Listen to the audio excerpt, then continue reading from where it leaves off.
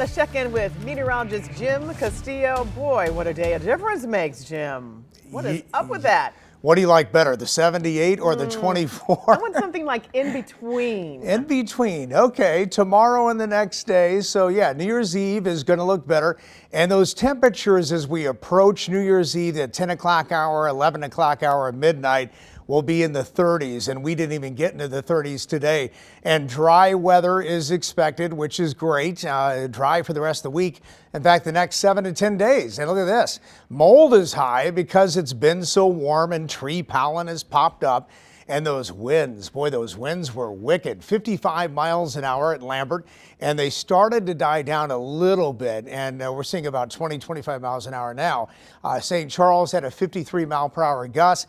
Couple trees did come down, and looks like clearing tonight.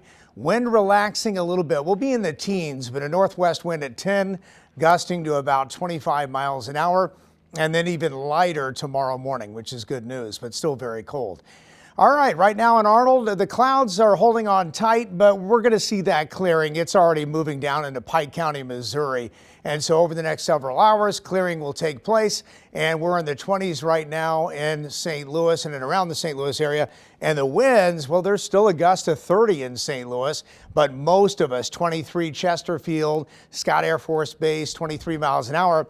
And that wind chill now about 9 in Alton, Edwardsville 9, Cahokia Heights about 11, Washington, Missouri at about 11 and 10 in Lake St. Louis. So it's cold, and those wind chills will be down all night long until that wind finally dies down. So overnight lows, the actual air temperature down in the teens again tomorrow morning.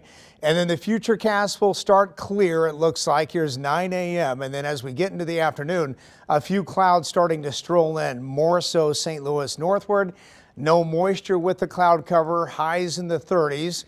And then we start to warm up again. By Sunday, we're in the 50s. And it does look like we're going to stay pretty mild again as we get into the extended forecast. So 7-day, here it is, 36 for tomorrow. That's a lot warmer than today.